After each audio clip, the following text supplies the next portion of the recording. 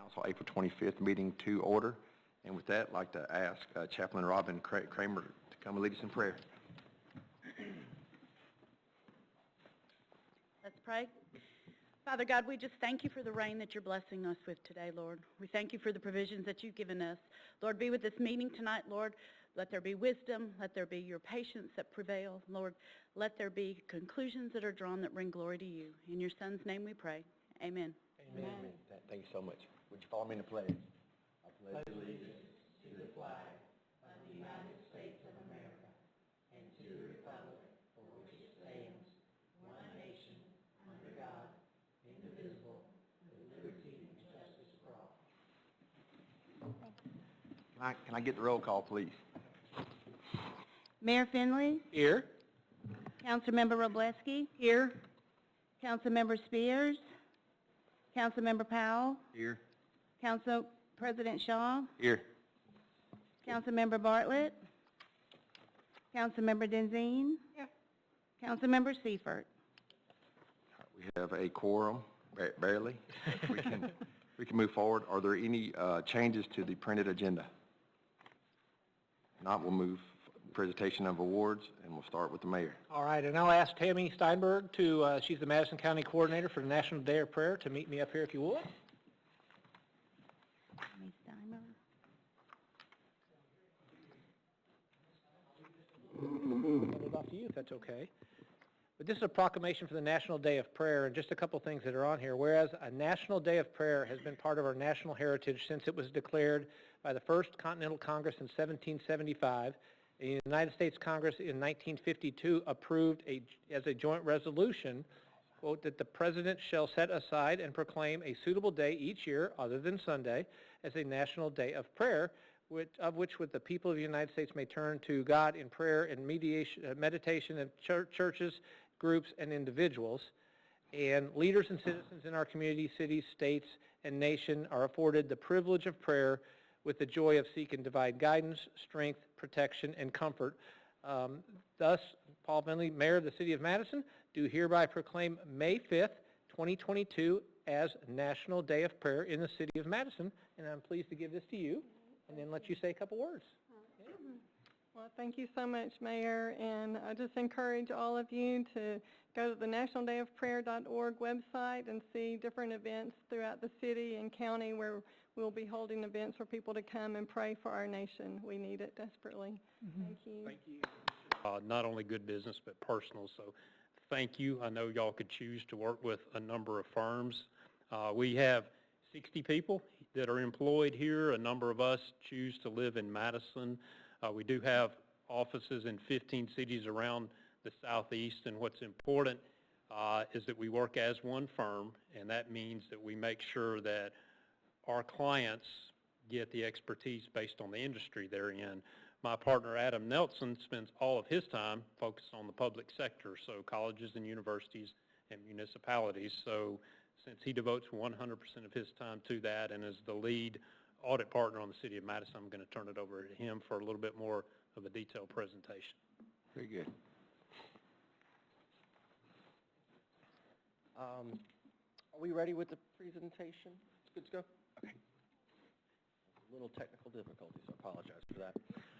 As Ray said, I'm an audit partner. I actually am out of our Fort Walton Beach, Florida practice, but I do along the Gulf Coast as well as in Alabama. So I was happy to be asked to join the City of Madison audit team this year, and it was a pleasure. Before I get into my presentation, I'd like to thank Megan and Roger and John and their team for really just being an awesome and amazing group of people to work with. So the City of Madison has great people that I've been so privileged to interact with during this year's audit.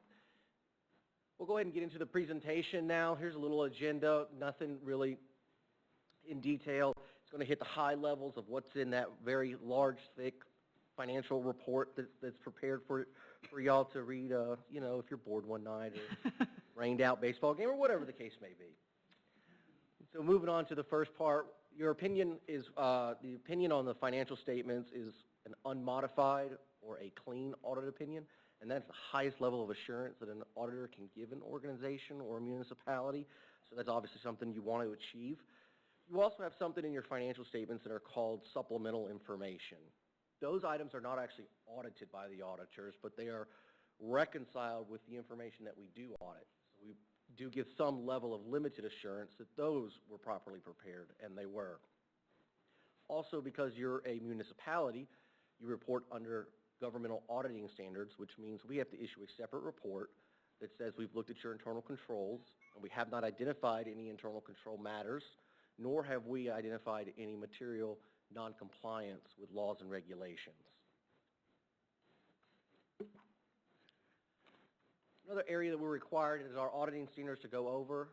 If I can get the slide to move. Turn it up. Point up. Point up. See how that works? Tilt your head to the left. There you go. See? It works. You got to go the other direction. There we go. There we go. All right. Had your head tilted the wrong direction. Some of the information that we're required to disclose, some qualitative aspects of your accounting practices for the year. There's been no changes in your accounting policies this year. There was also no new accounting policies or procedures adopted because of GASB standards. Part of the audit, we look at your significant transactions. We did not identify any that were not properly recorded. We did also not identify any unusual transactions.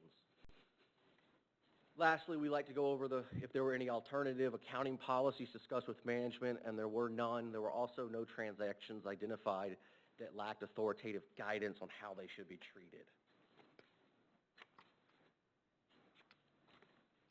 In your financial statements, you have two major estimates or judgments in there. Mainly it's an estimate in my opinion, and that is relating to your share of the RSA, or the Retirement System of Alabama, as well as your estimate of how much your other post-employment benefits is going to cost the city over time. Both of those are an actuarial determined number, and they can fluctuate year to year depending upon the different assumptions that are made by the actuaries.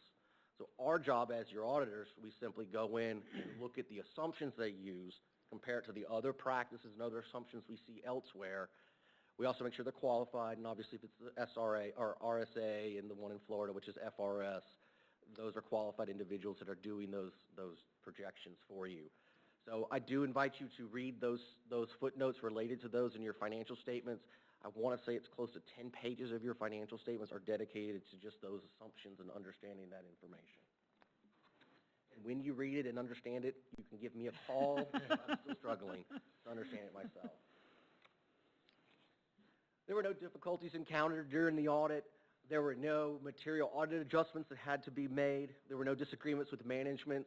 And there's really no other findings or issues that we're required to need to be reported to management or to governance, all of which are very good. Some key items of note, I want to start out by saying the financial situation of the city is very, very strong. The numbers are healthy, and it's showing that it is above average compared to other cities of your size. Your assets exceeds your liabilities by $100.7 million. That's made up of an unrestricted net position deficit of $93.8 million. You have restricted net position of $51 million, and you have an investment in capital assets of $140 million. Excuse me. This year, your net position increased $24.3 million. That means basically the city's net income. You had an increase in operating grants and contributions. You saw an increase in charges for services as well as other taxes. Your revenue at the fund level, which that means more of a cash basis if you think of it, that increased $8.7 million. Of that, the majority of that is your property taxes, increased $3.1 million, as well as your sales tax increased approximately $4.5 million. Your expenditures this year also decreased approximately $14 million, and that's mainly because you had less capital projects than you did in the prior years.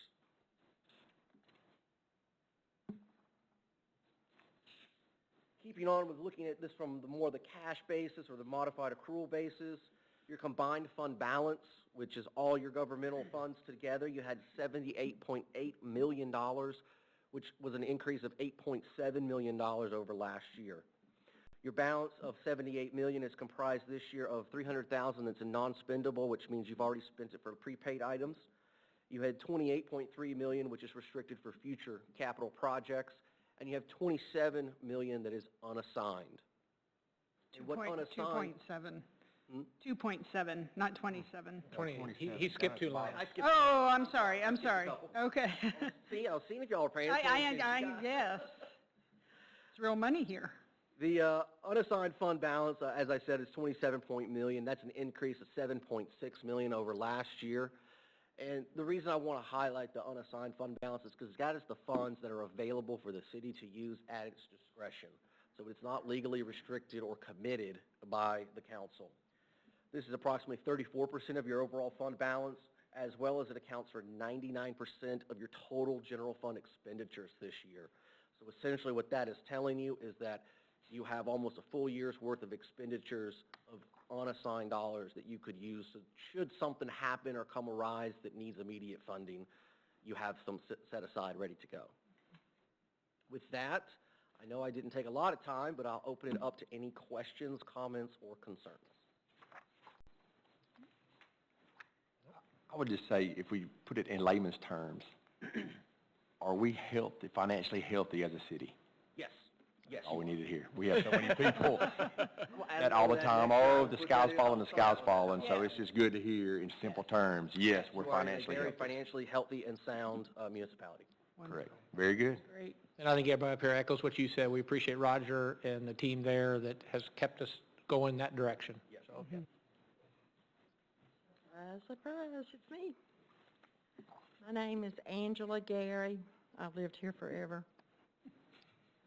Miss Lisa has my address memorized. I would like to speak to you all tonight. Can y'all hear me good? Because there's only 10 people here. I signed up to speak about Hughes Road, but we know that it's a mess, and it's going to be a mess for a while. So we all agree to that, and we'll move on, because Hughes Road's a mess, right?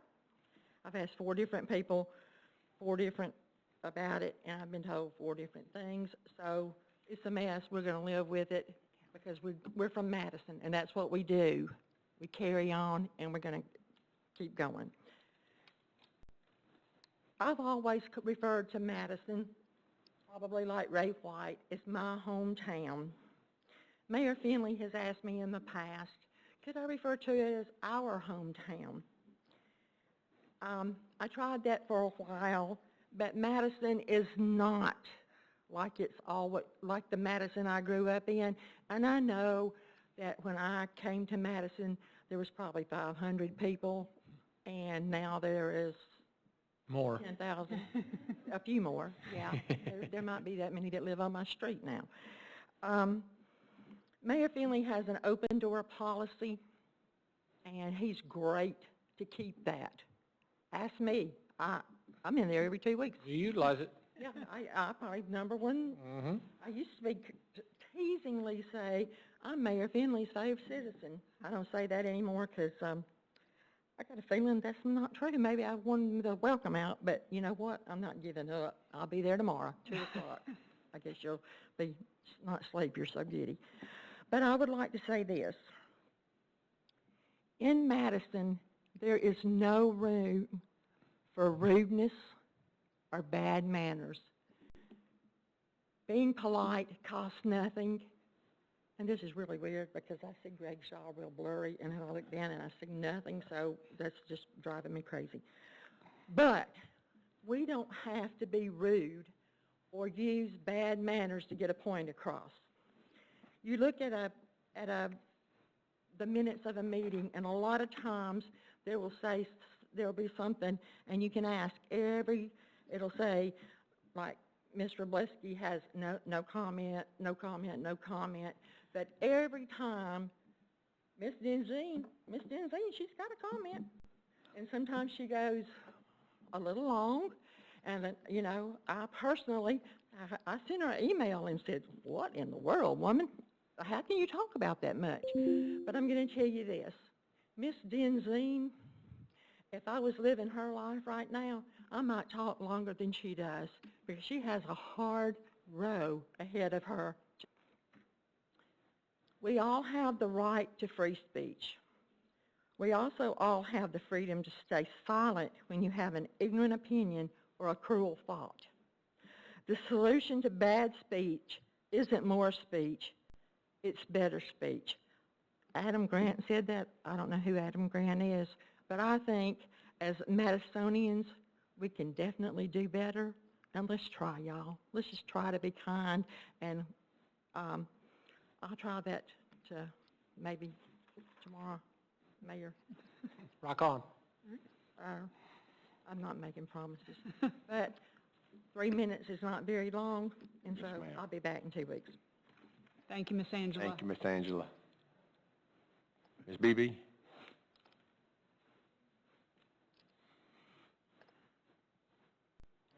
answers to some questions and make a point.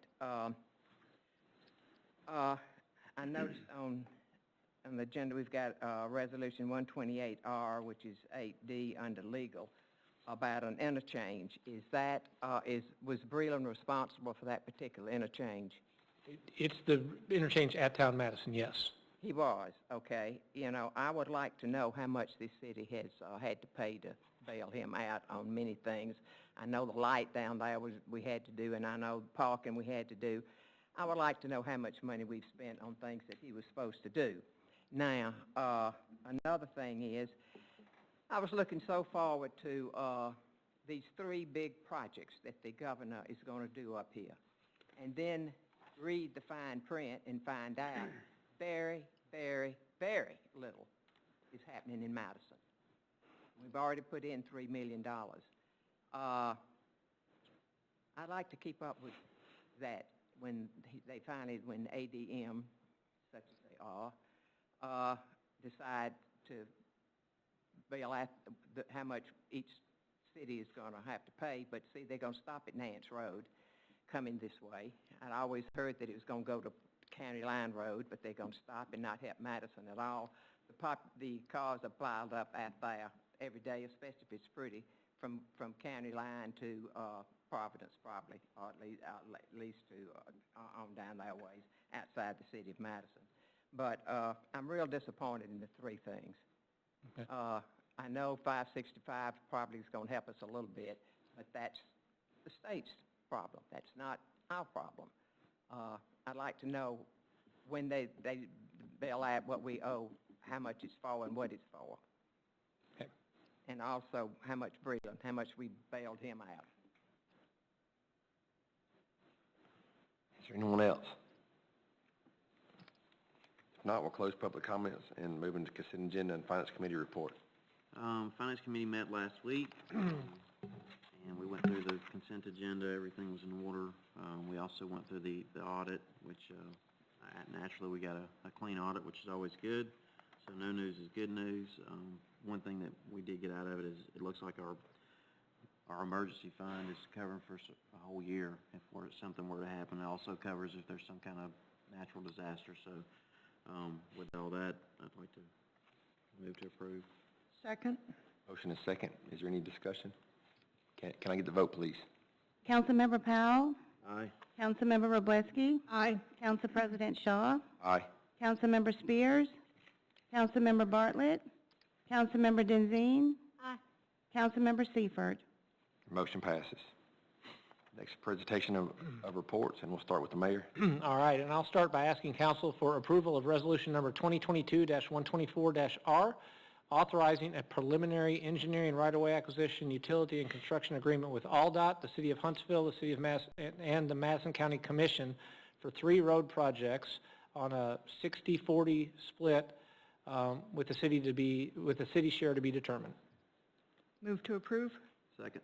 Motion and a second. Is there any discussion? All right, and to give a little bit of discussion and a little bit of feedback, what we had done as a collective community, and that's not just Mayor Battle, Chairman Strong, and I, but it's also our local, our state House and Senate representatives, is came together and defined what are the top 7 projects that are state and or federally needed in Madison County. We came up with 7 different projects, of which we collectively went down a couple of different times to the governor's office to request that they support funding all of it, but worst case, have some sort of split that we as a community would only have to pay a certain percentage. The governor came back through her team about 3 or 4 weeks ago and said, what we'd like to do is split this up and take 3 projects to start with, and you know the 3 projects that have been named, and start there, and then look to possibly down the road add more to that. So this agreement allows us to first accept that placeholder of where that money is, that she's willing to put into it from a state level, where we now can make sure that that's in place, and then we will work together as a unified 3 to figure out whose percentage is what. BB makes a great point on Highway 72. Unfortunately, they have to start at the Providence bridges, which the 6-laning ends and the 4-laning starts. They have no idea until they bid those bridges how much the bridges are going to cost. So they have to engineer all of it, bid it, and then they'll get as far west as they possibly can. They say Nance, but if they can go farther, they will, on that first phase of money. The other portion is 565 is a perfect example of going 6-lane, and there's a 4-lane stretch between Waltrana and County Line that needs to be 6-laned, and then the third project. So we haven't agreed to any type of percentage. We know we've put in the money for Highway 72.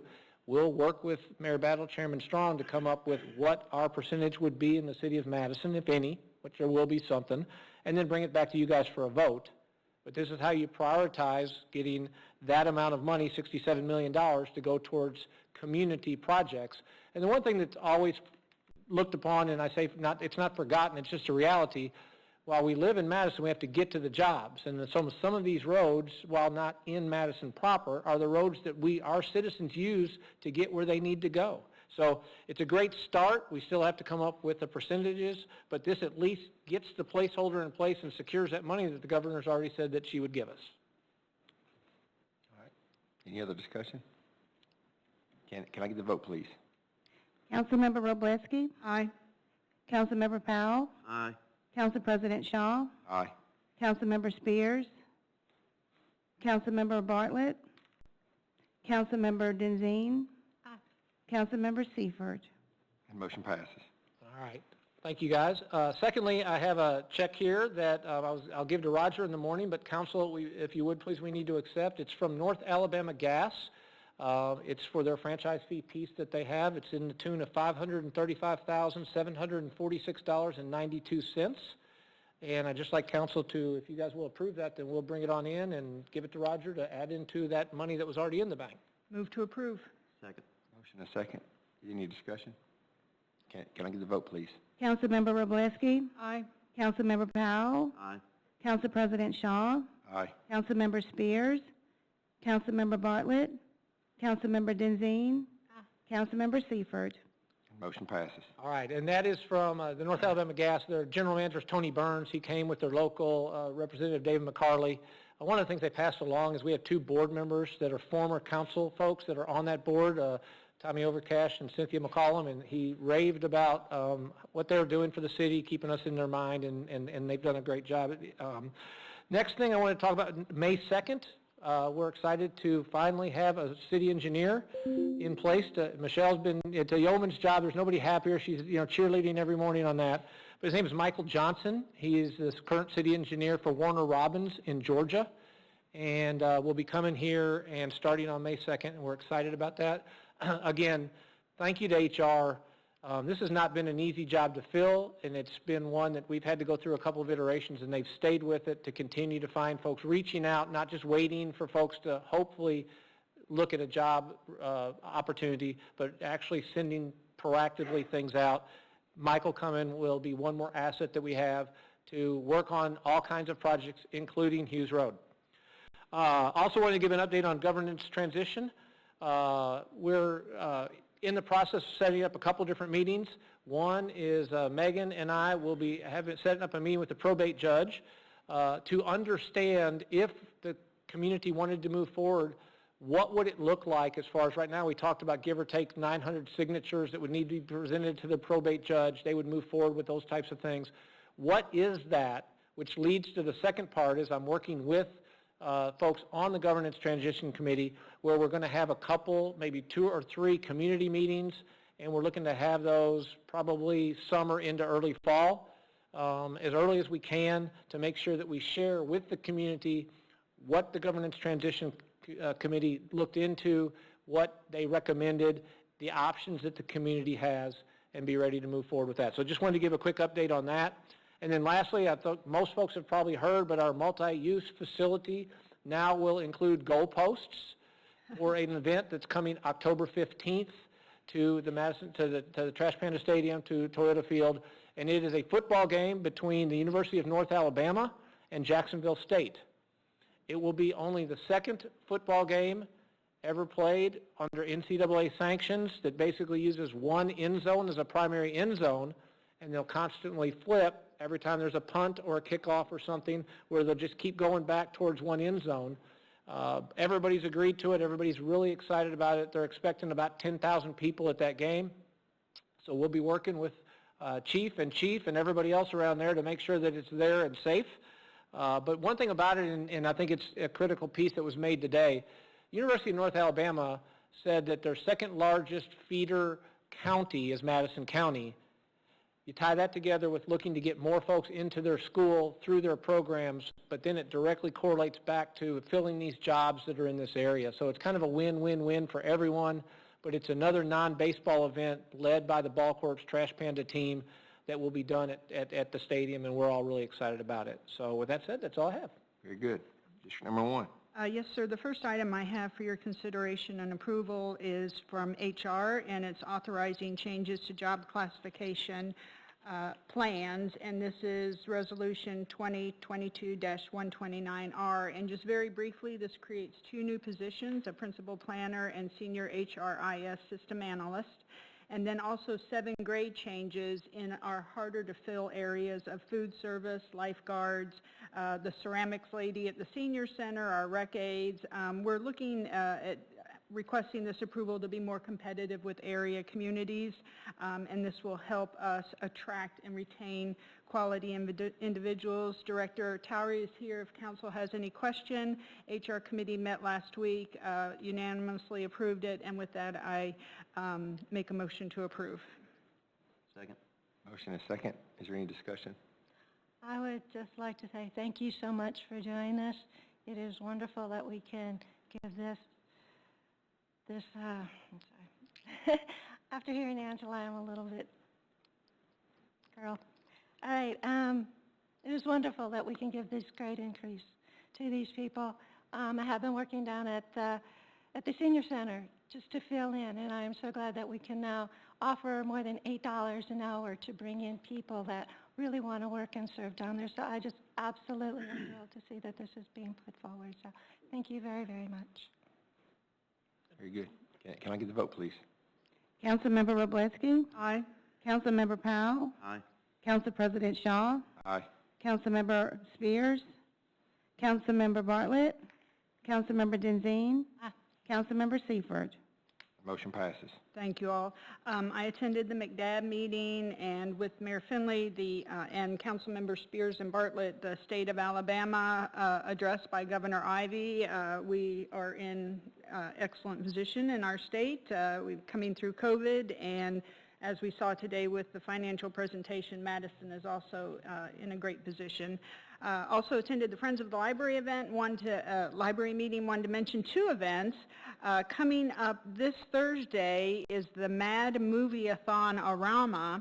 They are showing the classic, The Monster of Paradis Blancus from 1959. If you haven't seen it on the big screen, you should. And then the second program the library has going on is 52 Weeks of Sun, which is a collection of stories read on a local public broadcasting station that features 42 local authors and authors from around the area, and that event will be on April 30th. So mark your calendars for that, and that's all I have. Very good. District number 3. I just got one quick thing. Again, I'm grateful that we're getting non-baseball events. That's a huge win for the city and helps us, of course, pay for the stadium. One thing I did want to mention, we did have one Saturday night, which I got several complaints about, being loud and noisy, and I understand because it covered all of District 3. I live in the very northwest corner of the district, and I could hear it at my house. So we're working on that to see what we can do about it. It's typically when we have you know, events such as concerts and, you know, if the air's clear and depending on how far the base will go as opposed to treble. So we're working it, and I don't have a solution yet, but I know we all got complaints about the same thing. That's all I have. Very good. District number 6. Well, where'd Angela go? I really do appreciate her comments. They were very, very kind. She did write me last night. She sent me an email. She goes, why do you go on and on? Well, what I really am doing is being accountable to the citizens. I'm just reporting on the things that I've done during the previous 2 weeks. I'm reporting on things that, I'm liaison for Board of Education, the Beautification Board, Madison Street Festival. There's so many things, so I just feel responsible in reporting back. And I did tell her I will try to edit my comments a little bit so I don't go on so much. But to me, I'm excited about this city, and I just report on what the city is doing. So, that was very sweet of her, what she said. I only have a couple of things actually to report on. One is the Madison Police Citizen Advisory Committee. It meets tomorrow in this room at 6:30. The topic is the school safety and operations update with the SROs. So I'll be there. I'll be looking forward to that. Also, we had the Easter egg extravaganza, and unfortunately it rained again, and so we couldn't go out in the fields. But we had a wonderful time with the kids just getting out of the car, and we were just filling their baskets full of eggs, and just the Easter Bunny was there, and it was just a delightful thing. So that's just one of those things that make this place so special. Madison, the sense of family, the things that we can do that just bring people together for happy times. And that was a really good event. But I did want to thank people that were involved with that. It was the Madison Parks and Rec staff, McDab, they were involved, the Rocket City Martial Arts, the Church of Jesus Christ of Latter-day Saints, St. James Grand Lodge of Alabama, and the Women's Faith Grand Chapter of Alabama. If anybody has worked with those organizations, they are all wonderful. We had such a good time. It was such a happy atmosphere with everybody working together. And so those are just the things that I love so much and that I do talk about. Angela did reference what was going on in my life. I was transparent back in October when my husband was diagnosed with stage 4 colon cancer. And then I was open when the scan came back and showed that he was in remission and that all the tumors were gone, and we just had to continue through chemo, and then they would do another PET scan, and they did a colonoscopy and everything else. Well, the last PET scan was done, and the news came last Tuesday that the cancer's back. It's in 2 places, plus still in his colon. So we're not going to have,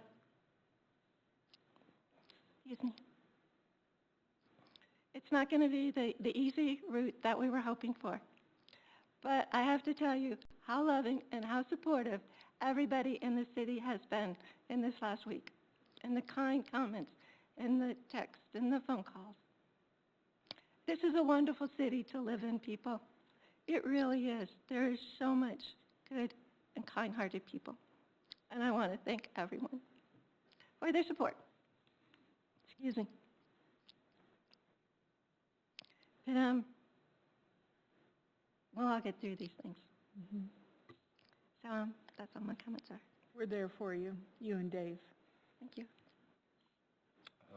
We have no board and committee appointments. We'll move into public hearings. We have one.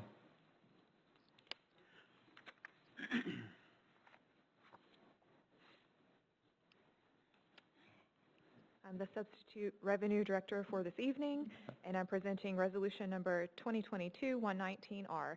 And this is to approve a on or off-premise beer and wine license for DX LLC, which is the company that owns the I Love Sushi Express in Town Madison. This restaurant has already been open and operating for a while, so all of their building and code compliance inspections checked out, and there are no contingencies with this proposal. I'd like to open the public hearing. Does anyone like to address council and mayor? If not, we'll close the public hearing. Ask for a motion. Move to approve. Second. Motion is second. Is there any discussion? Can I get the vote, please? Councilmember Powell, Aye.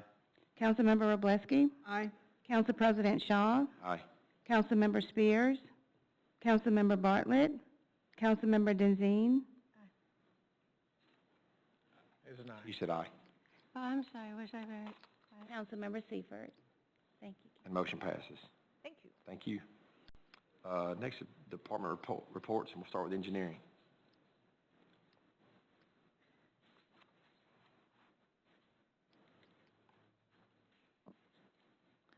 I have one item for your consideration tonight. It's resolution number 2022-125R. It's authorizing a sales order and maintenance agreement with the Liosi Group for the purchase of a wide format printer in the amount of $14,149.50 with a $28 a month maintenance and supply fee. Move to approve? Second. Motion and second. Is there any discussion? Can I get the vote, please? Councilmember Robleski, Aye. Councilmember Powell, Aye. Council President Shaw, Aye. Councilmember Spears, Councilmember Bartlett, Councilmember Denzine, Councilmember Seifert. Motion passes. Thank you. Thank you. Thanks, Michelle. Next is fire. Here comes the best deal of the night. I've asked John Howell, the CEO with HEMSI, to step up with me. Really wanted to talk just for a second about the great relationship and partnership that we continue. We've had it for years and years between HEMSI and Madison Fire. So just as a quick summary, any EMS calls, any medical or trauma calls that occur in the city, we get our paramedics respond from the fire department, and then HEMSI's usually right there with us or a few minutes behind us, and they provide the transport and continue the advanced life care to the hospital. So last year, you, in continuation of that partnership, last year you agreed to an MOU where anytime that's necessary, our paramedics can just jump in the back and go to the hospital and continue that care. And this is the next step, which is for resolution number 2022-104-R, authorizing an ambulance lease agreement with HEMSI in the amount of $1 for 1 year to be paid from our department budget, that we would lease an ambulance from them. So I brought John if you had any questions about that. Move to approve. Second. Motion in a couple of seconds. Is there any discussion? I'd just like to thank HEMSI first of all for that agreement, and I did challenge Chief about this. We had this overview in finance. I've challenged him to go out and get us a fire truck the same way. He said it's going to be a little bit more difficult, but the challenge is there. And I do get to drive, by the way. I don't know if did they say that? Okay, maybe I We'll don't. just put them in the back. Maybe I don't get to drive. I get to ride. Which it's a really proactive agreement on both parts. I think it helps both of us, and very appreciative of that. And when you talk about the insurance, that was the one piece that we had that the Finance Committee was able to listen to and very supportive of. And so I think we've got a great agreement that gives us a lot of flexibility. Mm-hmm. Yeah, I think it's just wonderful, another way to serve the people quickly. Thank you. Good. Can I get the vote, please? Councilmember Robleski, Aye. Councilmember Denzine, Aye. Council President Shaw, Aye. Councilmember Spears, Councilmember Powell, Aye. Councilmember Bartlett, Councilmember Seifert. Motion passes. Thanks, guys. Thank you. Next is planning.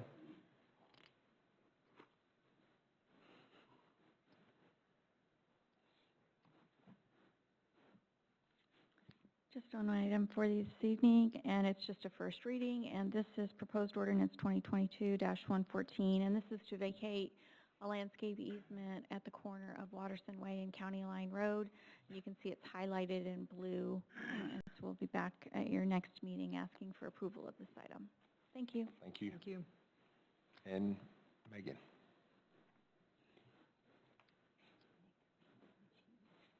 My favorite person. This time. Well, so thankful. All right, I have resolution number 2022-128R for your consideration tonight. This authorizes a design and bidding services agreement with AECOM Technical Services for evaluating construction costs for Phase 2 of the Town Madison Interchange, and the amount requested for approval is $241,000.